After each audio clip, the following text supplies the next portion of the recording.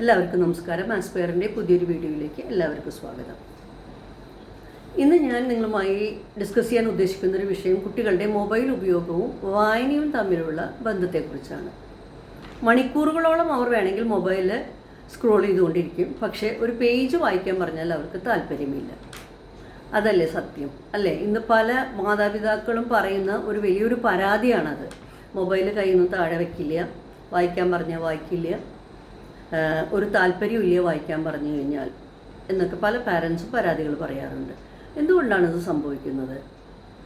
അതായത് കുട്ടികൾക്ക് വായിക്കാൻ താല്പര്യമുണ്ടാവണമെങ്കിൽ അവർക്ക് ചെറിയ ക്ലാസ്സുകൾ മുതൽ തന്നെ ഒരു വായനാശീലം ഉണ്ടായിരിക്കണം.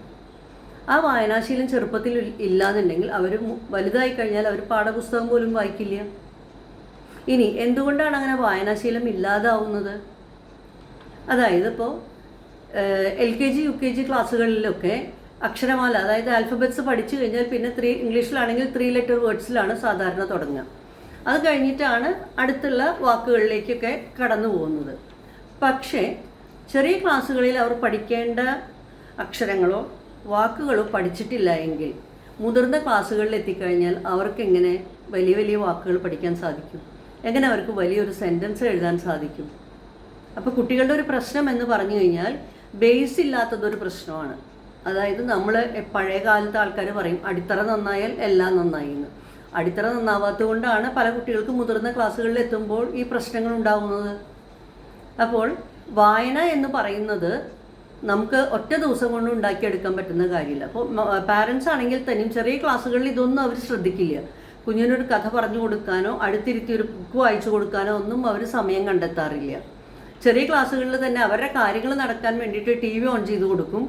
ഇപ്പോഴത്തെ ആണെങ്കിൽ പാരൻസ് മൊബൈൽ എടുത്ത് കയ്യിൽ കൊടുക്കും. അങ്ങനെയുള്ള കുട്ടികൾക്ക് വായിക്കാനുള്ള താല്പര്യം ഓട്ടോമാറ്റിക്കലി കുറയും. പിന്നെ അത് കൂടാതെ തന്നെ ചിലപ്പോൾ പഠന വൈകല്യത്തിൻ്റെ എന്തെങ്കിലും ഒരു പ്രശ്നമുണ്ടെങ്കിലും കുട്ടികൾക്ക് വായനാശീലം ഉണ്ടാകാറില്ല. അതിൻ്റെ കാരണം എന്താണ്? അവർക്ക് വായിക്കാൻ പറ്റില്ല. അത് തന്നെയാണ്. അക്ഷരങ്ങൾ തന്നെ അവർക്ക് മാറിപ്പോകും. അപ്പോൾ വായിക്കുക എന്ന് പറഞ്ഞാൽ അവരെ സംബന്ധിച്ചിടത്തോളം വലിയൊരു ബുദ്ധിമുട്ടുള്ള കാര്യം കൂടിയാണ്.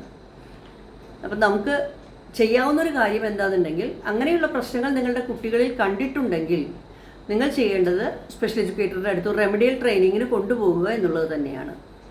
അപ്പോൾ അവർ അക്ഷരമാല തൊട്ടിട്ട് സ്പെല്ലിങ്സിൻ്റെ റൂൾസൊക്കെ വെച്ചിട്ട് അവരെ പഠിപ്പിക്കും. അതോടൊപ്പം തന്നെ ചെറിയ ചെറിയ വാക്കുകൾ വായിപ്പിച്ചുകൊണ്ട് വലിയ വലിയ വാക്കുകൾ വായിക്കാനായിട്ടും എഴുതാനായിട്ടും അവർക്കുള്ള ട്രെയിനിങ് കൊടുക്കും. പിന്നെ നിങ്ങൾക്ക് വീട്ടിൽ ചെയ്യാവുന്നത് എന്താണെന്നുണ്ടെങ്കിൽ അവരോട് ബഹളം വയ്ക്കാതെ അടുത്തിരുത്തിക്കൊണ്ട് കുറച്ച് സമയം നിങ്ങൾ മൊബൈലൊക്കെ മാറ്റി വയ്ക്കണം.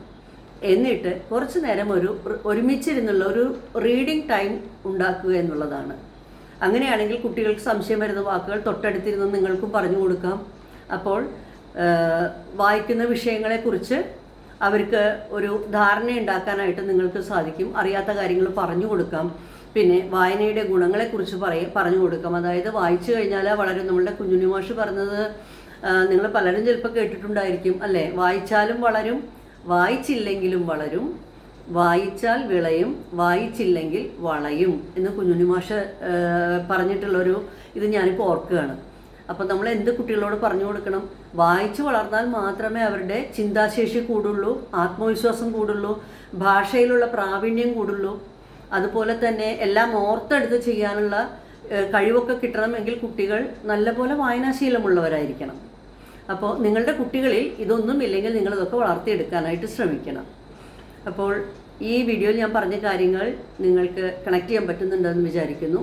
അപ്പോൾ ഇതുപോലെ എഴുതാനോ വായിക്കാനോ ബുദ്ധിമുട്ടുള്ള കുട്ടികളുടെ പാരൻസ് നിങ്ങൾക്ക് അറിയുന്നുണ്ടെങ്കിൽ ഈ വീഡിയോ നിങ്ങളൊന്ന് ഷെയർ ചെയ്ത് കൊടുക്കണം. അപ്പോൾ ഇനി അടുത്തൊരു വീഡിയോയുമായി വീണ്ടും കാണാം. Thank you.